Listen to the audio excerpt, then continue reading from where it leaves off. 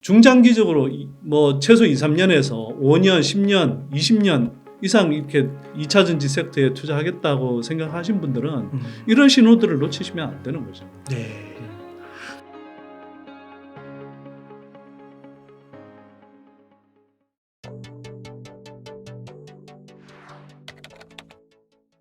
소장님께서 정말 멋진 말씀들, 불변은 만변이다.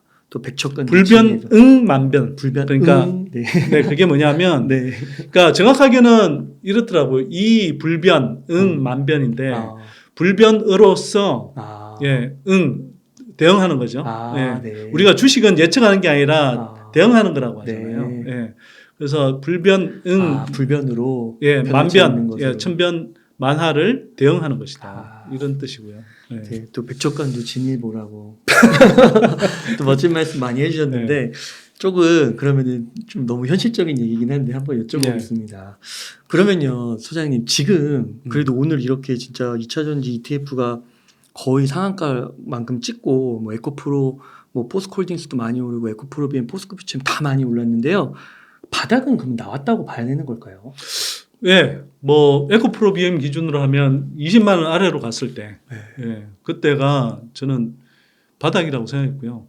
뭐 그때 뭐 선대인 TV 지켜보신 분들은 알겠지만, 이렇게 뭐 바닥에 10년으로 갈 때 그 막 계속 갈 것 같지만, 이럴 때 절대 틀리면 안 된다. 예, 멘탈 부여잡고, 예, 자금 여력이 되는 한 최대한 사모으시라.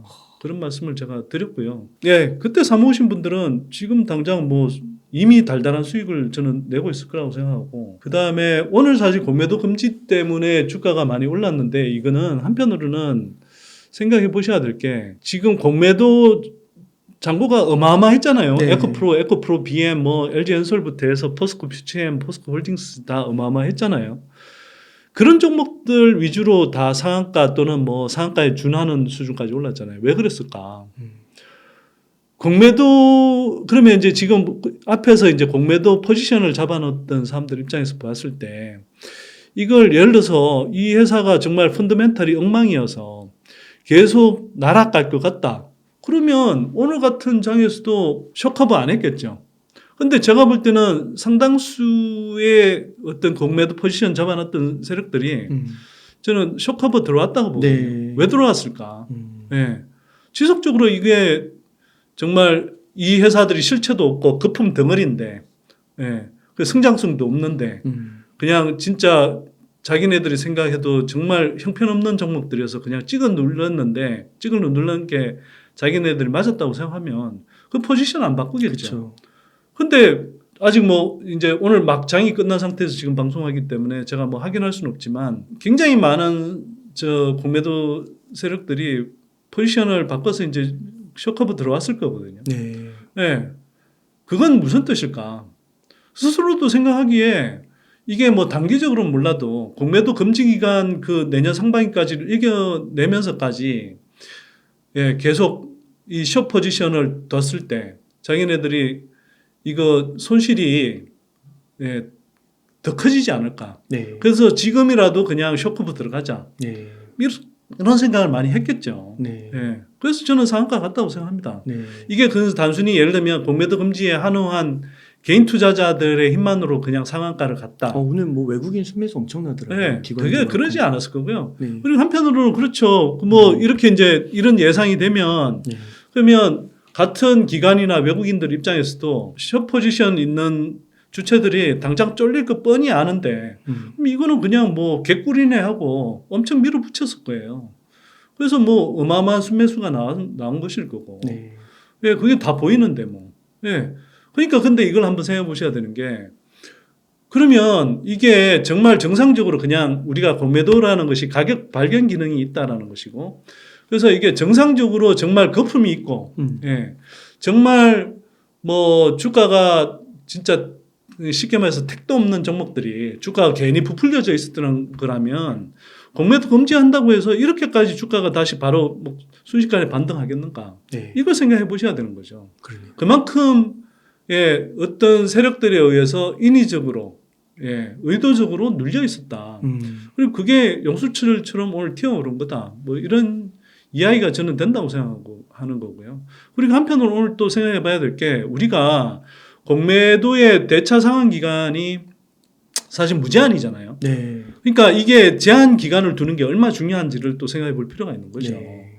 당장 지금 공매도 숏 포지션, 그러니까 숏 포지션 있는 그런 그 공매도 세력들 입장에서 보면 이게 오늘부터 시작해서 그 내년 상반기까지 대략 한 8개월 정도 되는데 이 8개월 기간 동안 자기네들이 예, 포지션을 청산하지 못한다라고 이렇게 생각을 해버리니까 예, 이게 쫄아서 이 사람들도 숏커버를 할 수밖에 없는 상황이 되는 거거든요. 그러면 그러면 이게 당장 3개월이 그러니까 무제한이 아니라 8개월 정도까지만 이게 이 사이에서도 자기네들이 어떤 운신의 폭이 줄어든다고 생각하니까 당장 겁먹고 이렇게 뭐 멋대로 이제 공매도를 칠 수 없는 상황이 돼버리는 거잖아요. 네. 예. 물론 오늘 뭐 공매도 자체가 이제 기본적으로는 뭐 될 수 없는 상황이긴 했습니다만. 근데 그러면 이게 뭐 진짜 8개월이 아니라 예를 들어서 개인 투자자들처럼 뭐 예를 들어서 3개월로 제한한다. 그러면 이게 이제 공매도를 치더라도 그 사람들이 적어도 이 사람들도 기본적으로는 한 번 실패하면 2차, 3차 계속 공격할 수 있다. 이런 식으로 이제 진짜 생각하는 게 아니라 그렇죠. 리스크에 대한 예, 어떤 의식을 가지고 예, 경각심을 가지고 공매도를 치겠죠. 그러면 그렇죠. 같은 공매도를 친다 하더라도 훨씬 더 좀 더 신중하게 판단하고 정말 이 회사 또는 이 기업이 정말 부풀려져 있는 건가, 거품이 끼어 있는 건가 이런 판단을 정말 더 하겠죠. 그리고 밸류에이션을 좀 더 면밀히 따져보겠죠. 네. 또는 성장성을 예, 조금 더 신중하게 면밀하게 따져보겠죠.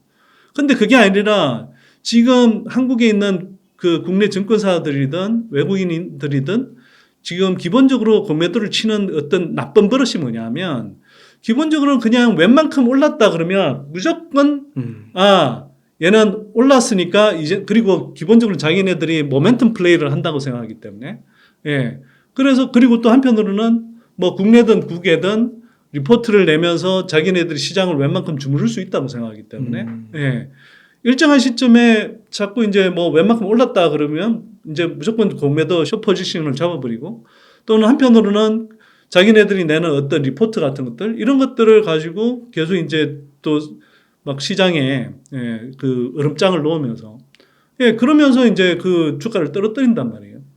그래서 우리 한국 시장에서 전형적으로 나오는 어떤 패턴 중에 하나가 세론 뉴스, 예, 뉴스에 팔아라라는 식의 그런 매도 흐름이 나오는 게 한편으로는 미리 이제 정보가 새 나가는 측면도 있겠지만 한편으로는 기본적으로는 얘네들은 어떤 호재가 나오고 나면 그 다음에 추가 호재가 나올 때까지 뭐 중장기적인 호흡으로 투자하는 주체들이 아니기 때문에 기본적으로 모멘텀 플레이식으로 접근하기 때문에 예, 그 다음부터는 호재가 드러나서 시장에서 추가적인 호재가 나오려면 시간이 걸린다고 생각할 때 그때는 그냥 얘네들 모멘텀 플레이 관점에서는 예, 짧게 대응하는 거니까 자, 호재 나왔지. 그러면 이제 뭐 추가로 더 올라가기 어렵거나 또는 추가로 더 올릴 수 있는 어떤 재료가 당장 없으니까 일단 그냥 정리해버리는 거죠. 네. 예. 근데 그럼 보통의 이제 개인 투자자들은 좋은 뉴스가 나왔으면 그때 이제 이 뉴스를 가지고 이제 매수를 하는데 그럴 때 이제 모멘텀 플레이 하는 기관이나 외국인들 관점에서는 그때 이제 물량을 떠넘긴다든지 또는 그때부터 이제 본격적으로 공매도 숏 포지션을 친다는 거죠. 그러면 이게 그 시장에 참여하는 사람들, 투자 주체들 입장에서 보자면 이런 식으로 이제 공매도를 치는 그리고 그게 이제 우리 기관이라든 증시에 만연해 있는 어떤 모멘트 플레이의 그 관점에 연동되다 보면 개인 투자자들도 이제 거기에 자꾸 학습이 돼서 그런 식으로 따라가려고 하는 거예요. 네. 그러니까 중장기적인 호흡에서 예, 이게 복리의 마법을 누려가면서 예, 장기적인 투자하는 문화들이 자꾸 태생하는 것이고 예, 그러다 보니 예, 좋은 기업들이 그때마다 골병 들기도 하고 또 개인 투자자들이 예, 이게 주식시장에 들어와서도 털려서 나가다 보고 그런 경험들이 반복되다 보니 주식 투자라는 것이 굉장히 어렵구나 또는 주식 투자라는 것이 뭔가 자기가 잘 이해하지 못하지만 되게 불공평한 시장이구나 불공정한 시장이구나 네. 이런 걸 그래서 주식 투자라는 것이 주식을 해서 돈 벌기가 힘들구나. 또 한편으로는 주식이라는 것은 결국 야바이판이구나. 투기판이구나. 네. 이런 식의 부정적인 인식들을 가지고 자꾸 떠나버린단 말이에요. 그 결과 어떻게 되냐? 예, 국내 한국 시장은 계속 코리아 디스카운트가 작용하고, 예, 이렇게 산업이 계속 그래도 큰 흐름에서 성장하고 있어도 늘 한국 시장은 저평가되어 있고, 예, 주식 시장의 참여자들은 계속 제한되고, 이렇게 하면 이게 이 자본시장이 이렇게 발달하고 성장하면서 또 이게 이제 이 산업에 자금을 대줘서 한국 산업이 같이 성장하면서 이렇게 서로 이제 이 금융과 실물, 그러니까 생산경제, 실물 산업이 함께 성장해 가는 이런 중요한 축이 망가져 버린단 말이에요. 네. 예. 근데 그걸 지금 누가 이런 판을 망가뜨리고 있냐. 예, 기존에 그 정권가 있거나 또는 외국인들 중에서도 상당히 많은 그런 공매도 세력들 이런 사람들이 망가뜨리고 있는 거다. 예, 그래서 이걸 지금 우리가 예, 이런 그 관행들을 무너뜨려야 되고 또 한편으로는 지금 공매도 금지에서 끝나는 게 아니라 공매도 개혁을 해야 되는 네. 것이고 또 한편으로는 이 2차 전지 섹터 같은 이렇게 어쩌면 예, 한국에서 드물게 예, 긴 호흡으로 구조적으로 성장하는 산업에 지속적으로 투자해서 올바른 투자 접근법이 이런 거구나라는 걸 익히는 것이 그래서 되게 중요하다. 그리고 제가 뭐 이 방송에 나와서 이야기 이렇게 떠드는 이유도 바로 그런 것들이 되게 중요하다고 저는 생각하기 때문에 나와서 이야기하는 거예요. 네.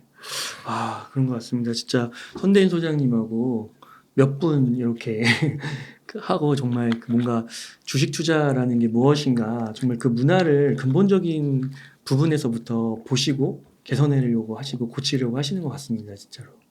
네, 많은 걸 정말 느끼게 되고 그러면 소장님 예. 그 2차 전지가 바닥을 찍고 오늘 이렇게 또 좋은 반등을 했는데요. 앞으로의 성장성도 변함이 없는 걸까요? 저는 그렇게 생각합니다. 네. 네. 그러니까 이게 보통 조정기에는 뭐 같은 이렇게 뉴스가 쏟아져도 기본적으로 안 좋은 소식들은 엄청 부각이 되고 또는 심지어 과장되고 네. 예, 그리고 또 그런 분위기를 이용해서 굉장히 이제 뭐 왜곡된 정보들이 난무하고 예, 그리고 그 왜곡된 정보를 생산하는 사람들이 많이 있죠. 근데 반면에 이제 그런 과정에서는 예, 좋은 신호들, 좋은 정보들 이런 것들은 묻혀지거나 무시당하죠.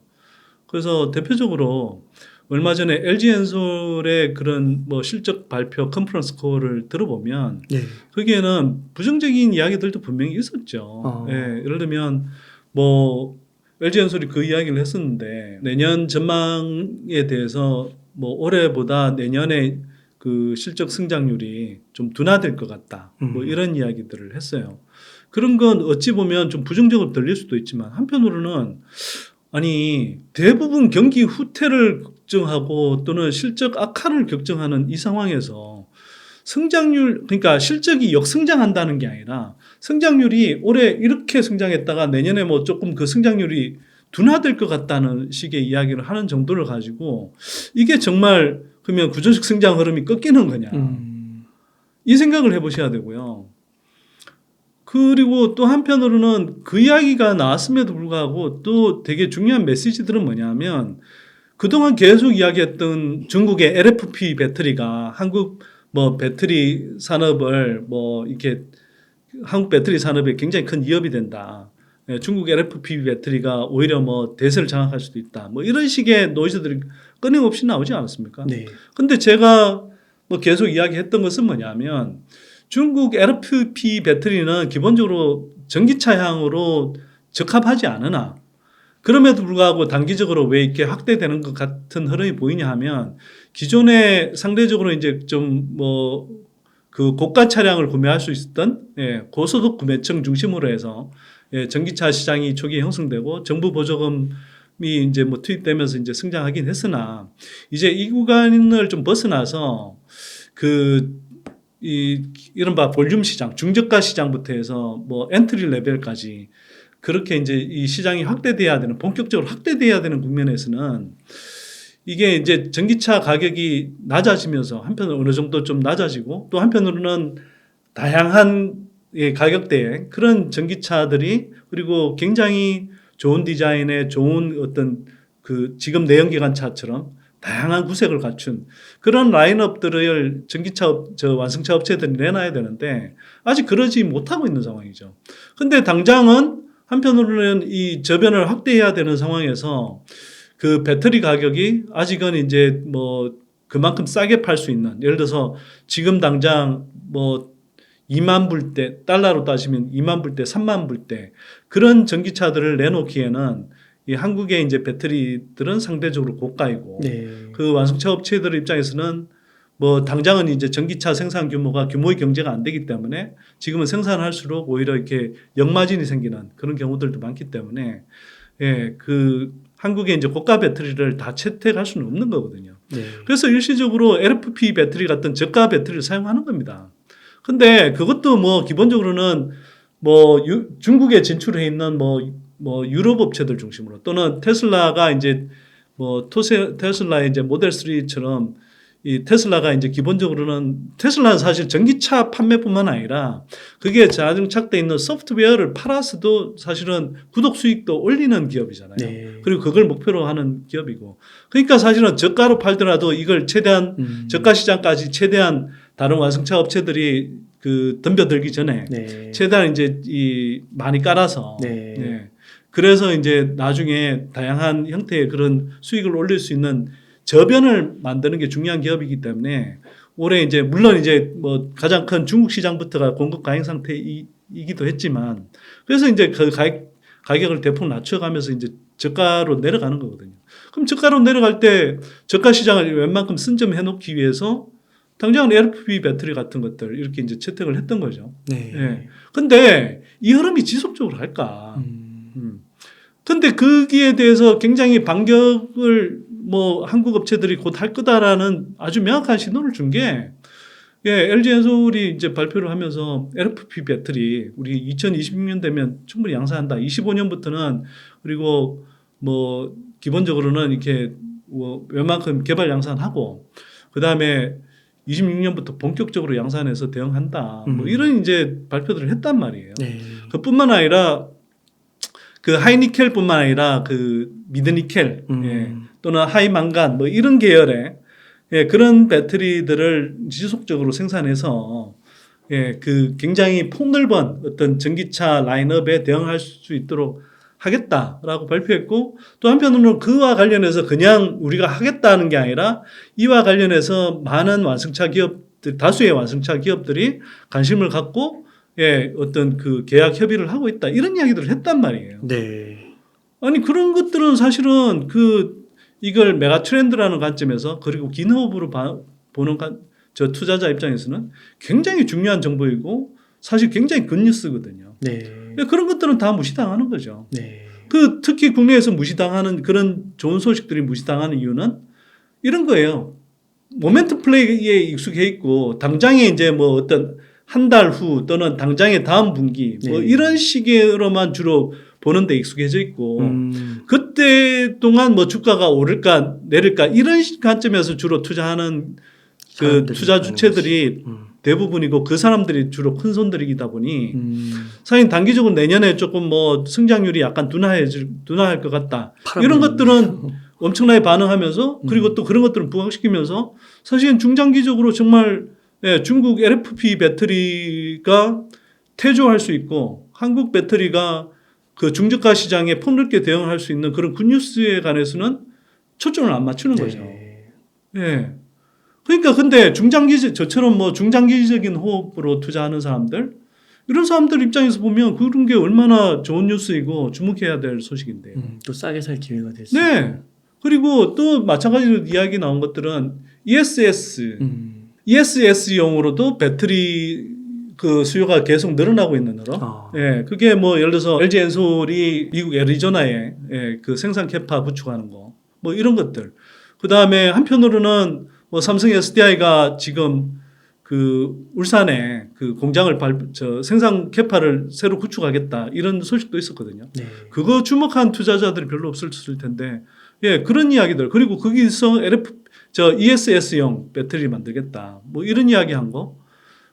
그래서 실제로 코스모 신소재 같은 회사에다가 코스모신 소재는 지금까지 삼성향으로 주로 ESS용 공급했는데 이게 별로 요구하는 캐파가 얼마 안 됐는데 삼성 SDI가 요구해서 지금 부랴부랴 뭐 요구해서 지금 뭐 예를 들어서 연간 한 1만 톤 정도의 ESS용 양극할 물질을 공급하는데 그 삼성이 재촉해서 당장 연내에 뭐 그 내년에 당장 한 5만 톤, 6만 톤 정도의 예, 양극할 물질을 공급해달라는 식의 그런 뭐 재촉을 받는 이런 흐름들이 이어지는 거거든요. 근데 이런 것들은 다 묻혀버려요. 네. 그래서 우리가 또 하나 예를 들면 그 LG엔솔 뭐 예를 들면 그 큰 콜에서 또 나왔던 이야기 중에 하나는 뭐 4680 원통형 배터리를 25년 말부터 본격적으로 생산한다.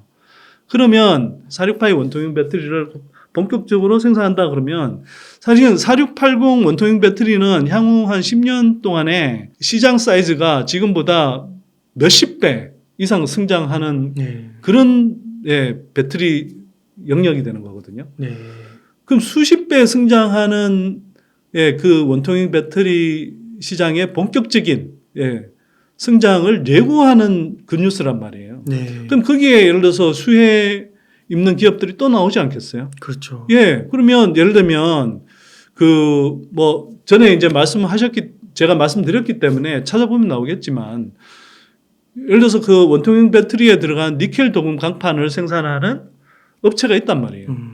그러면 그 업체 같은 경우는 25년 말에 예를 들어서 뭐 LG엔솔이 그렇게 원통형 배터리를 본격적으로 46파이 원통형 배터리를 본격적으로 생산한다 그러면 그 1년에서 1년 반 정도 앞서서 그 생산 캐파를 원통형 배터리에 쓰이는 니켈 도금 강판을 생산하는 생산 캐파를 구축해야 되고 그러면 그리고 그게 향후에 뭐 장기적인 관점에서는 그 시장이 수십 배 성장함에 따라서 그 수요도 굉장히 큰 폭으로 늘 가능성이 높거든요. 그럼 이런 것들을 생각해 보면 얼마나 큰 수혜가 쏟아지겠어요. 근데 그런 것들이 다 묻혀버린다니까요. 조준기 때는. 근데 거꾸로 아까도 말씀드렸지만 중장기적으로 뭐 최소 2, 3년에서 5년, 10년, 20년 이상 이렇게 2차 전지 섹터에 투자하겠다고 생각하신 분들은 이런 신호들을 놓치시면 안 되는 거죠. 그러면요, 소장님. 지금 2차 전지 주식들은 5년, 10년, 뭐 2030년까지 진짜 들고 가도 되는 걸까요? 이번 조정기에 진입하신 분들은 진짜 잘 진입하신 거죠, 당연히. 예를 들어서 아까 뭐 제가 말씀드렸지만 에코프로 BM 20만 원일 때 이번에 조정 와서 20만 원일 때 담은 사람은 당장 이미 거의 뭐 수익률이 오늘 종가 기준으로 거의 뭐 50% 가까이 났을걸요. 그러니까 그 조정기 때 담는 것이 그렇게 중요하다는 겁니다. 조정기 때는 쫄려서 주식을 팔 시기가 아니라 오히려 용기를 내서 담아야 될 구간이라는 걸 생각하셔야 되는 거고요. 그 다음에 뭐 5년, 10년 당연히 그렇게 갈 수밖에 없는 거죠.